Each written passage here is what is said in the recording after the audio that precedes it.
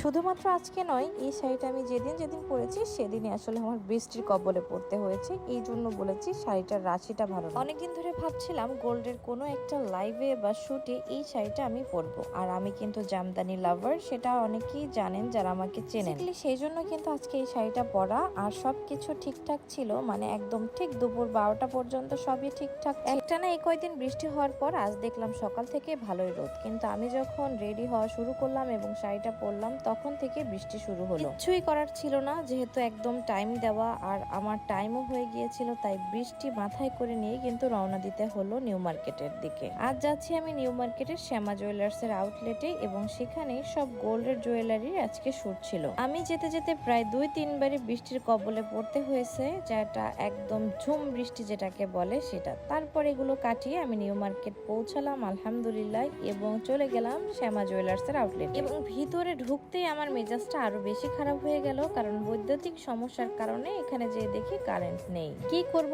বুঝতেই পারছিলাম না, কারণ 1 সেকেন্ডও দাঁড়ানো যাচ্ছিল না। ঘেমে আমি শেষ হয়ে যাচ্ছিলাম, আরো তো পরা ছিলাম শাড়ি। কিচ্ছুই করার নেই, সবকিছু মাথায় নিয়ে কিন্তু আজকে শুটটা আমার কমপ্লিট করতে হবে। তাই জন্য ডিসিশন নিলাম সব গহনা আমরা শ্যামা ডায়মন্ডে নিয়ে যাব এবং সেখানে বসে শুটগুলো কমপ্লিট করব। যেমন কথা তেমনই কাজ। আস্তে আস্তে আমার সবগুলো শুট শেষ করে আমি এই যে ক্লান্ত হয়ে বসে পড়লাম। তারপরে কফি খেলাম, তারপরে ফুচকা খেলাম, দেন বাসার দিকে রওনা হলাম। অনেক হ্যাসেলের একটা দিন ছিল, তারপর আলহামদুলিল্লাহ কাজগুলো আমি খুব সুন্দরভাবে শেষ করে বাসায় পৌঁছালাম।